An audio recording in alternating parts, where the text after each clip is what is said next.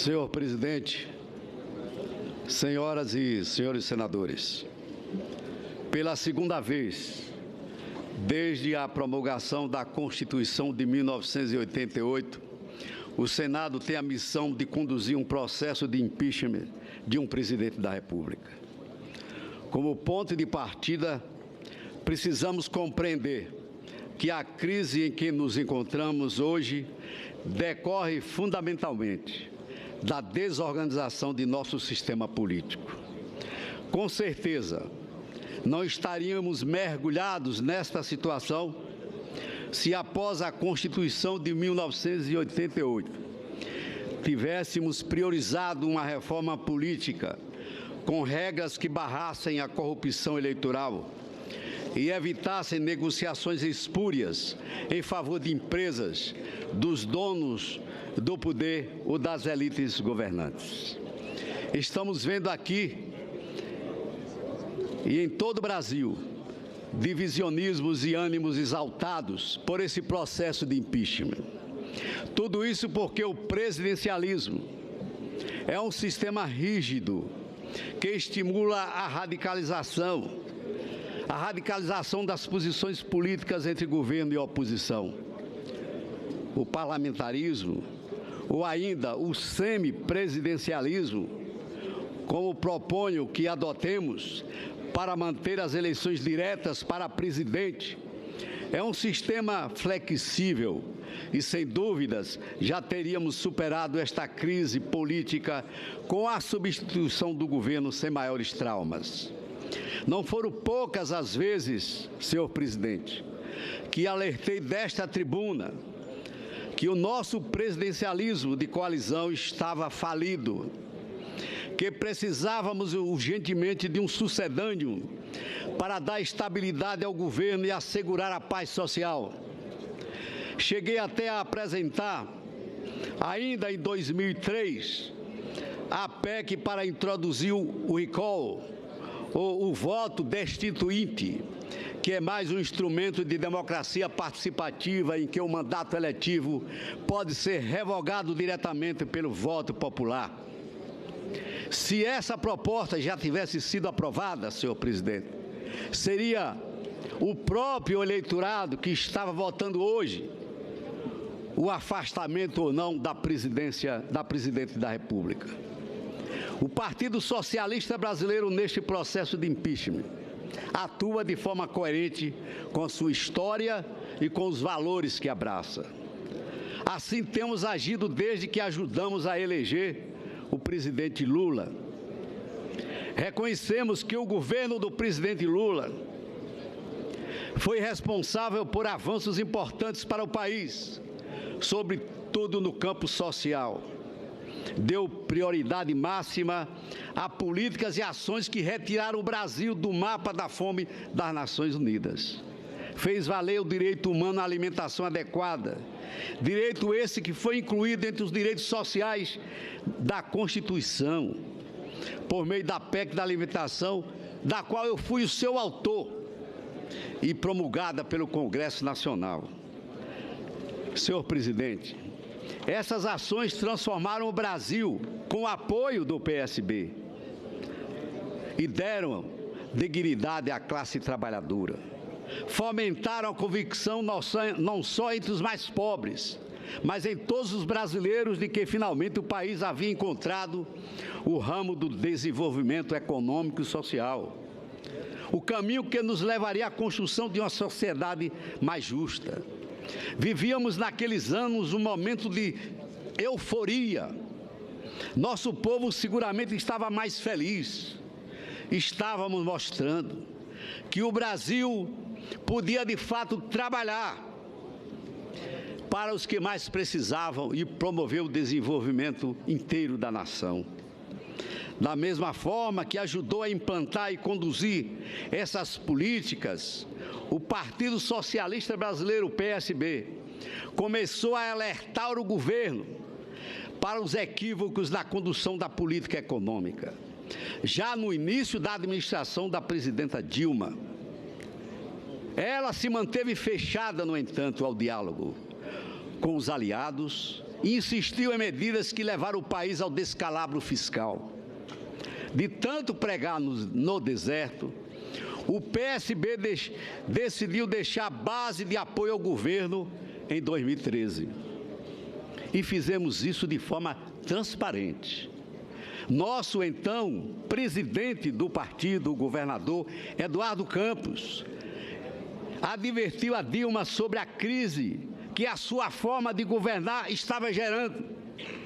Lamentavelmente, nenhuma mudança de rumo, senhor presidente, foi realizada. Eduardo Campos nunca se cansou de dizer: é preciso coragem para mudar e não vamos desistir do Brasil. Na entrevista ao Jornal Nacional, no dia 12 de agosto de 2014, às vésperas do acidente que lhe tirou a vida, Eduardo Campos descreveu as razões da saída do PSB do governo da presidenta Dilma. Disse ele, abro aspas, já em 2012, vínhamos num processo de afastamento claro do governo. Por quê?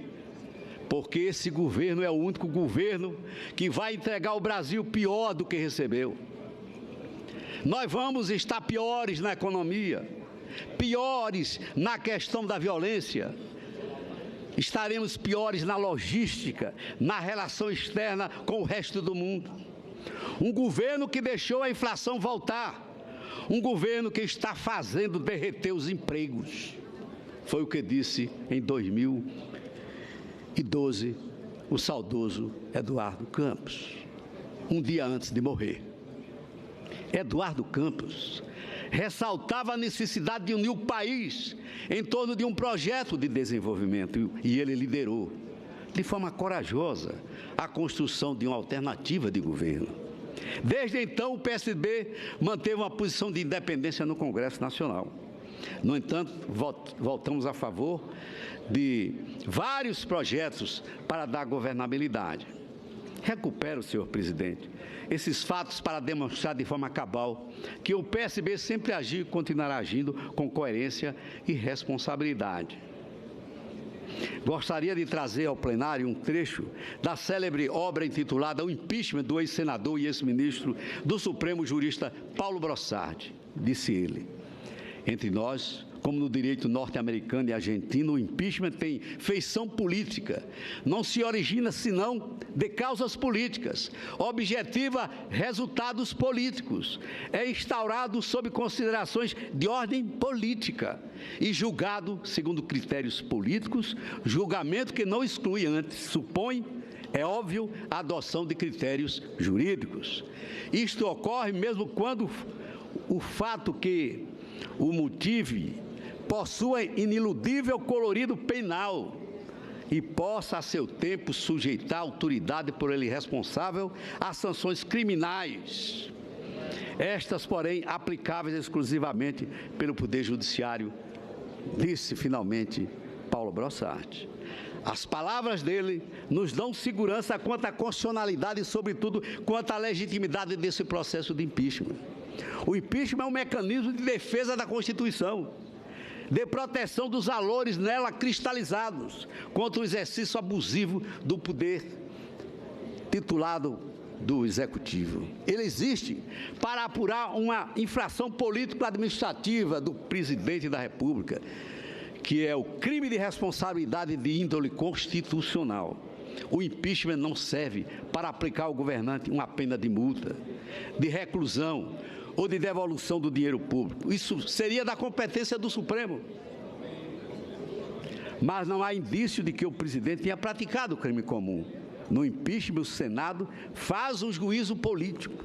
O processo pode resultar na aplicação de sanções políticas, perda do cargo, inabilitação para o exercício de função política depois do julgamento final.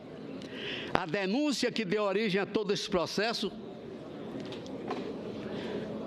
chega ao Senado com uma delimitação das acusações, abertura de créditos suplementares por decreto presidencial sem autorização do Congresso Nacional e contratação ilegal de operações de crédito. Portanto, é sobre esses fatos que iremos nos debruçar durante o processo de investigação, caso o Senado aprove a sua admissibilidade. Ainda não estamos julgando. Neste momento, atuamos à semelhança do juiz, que analisa uma denúncia oferecida pelo Ministério Público em um processo penal comum. O Senado Federal decidirá se estão presentes os requisitos para a abertura do processo de impeachment. Quero afirmar que, em nosso entendimento, a denúncia descreve adequadamente fatos que podem configurar crimes de responsabilidade, com todas as suas circunstâncias. Foram apresentados indícios suficientes da materialidade e autoria. Os documentos mostram que há o lastro probatório mínimo indispensável para a abertura do processo de impeachment a respeito de ilegalidades na abertura de créditos suplementares e na contratação de operações de crédito. Estão preenchidos, portanto, os requisitos para a instauração do processo de impeachment, conforme evidenciou no seu relatório o senador Antônio Anastasia. Vivemos em um país democrático, com instituições sólidas e um judiciário independente. Se a presidente da República, e eu a trato com todo respeito, se a presidente da República, Dilma Rousseff, considera este processo sem base legal e constitucional, e que ela está sendo injustiçada e perseguida, como tem afirmado e repetido tantas vezes, por que então não provoca o Tribunal Superior, o Supremo Tribunal Federal, para dizer que não há causa justa para o impeachment? Por que não provoca a Suprema Corte? Até agora, a Advocacia Geral da União procurou barrar o processo alegando apenas questões formais e procedimentais. E o Supremo, repetidas vezes, considerou que tudo está transcorrendo normalmente. Aliás, o presidente do Supremo Tribunal Federal, ministro Ricardo Lewandowski, já declarou publicamente que, se provocado, o tribunal não fecharia as portas para uma eventual análise da justa causa, ou seja, do mérito do impeachment. Eu quero revelar a minha estranheza e a minha suspeita com o fato de que, até agora, o único recurso que o governo não levou ao conhecimento do Supremo é aquele que poderia anular o processo de impeachment, na sua raiz, com o reconhecimento pela Corte de que os atos da presidente da República foram praticados claramente de acordo com a lei, em obediência à lei e à Constituição. E eu pergunto, será que o governo tem medo que o Supremo lhe dê uma decisão contrária e acabe com o discurso do golpe? A decisão do Senado hoje não significa um afastamento definitivo da presidente da República. Não é a sentença final condenatória, como se diz nos julgamentos que ocorrem na Justiça. Claro que entendemos ser de extrema gravidade tirar do poder um presidente, mesmo que temporariamente.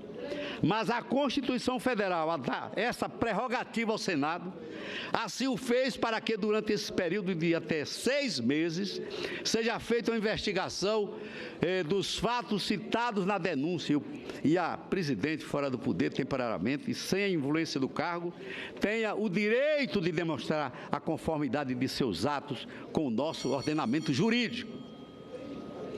Ao final desse processo, o Senado terá condições de formular um juízo definitivo e dizer ao povo brasileiro se esta Casa considera que a presidente da República praticou ato atentatório à Constituição Federal e cometeu alguma ilegalidade ou crime de responsabilidade. O PSB, senhor presidente, vai trabalhar até o final deste processo para que ele seja conduzido na observância rigorosa dos princípios constitucionais, com a ampla defesa e do contraditório. É o que eu tinha a dizer, senhor presidente.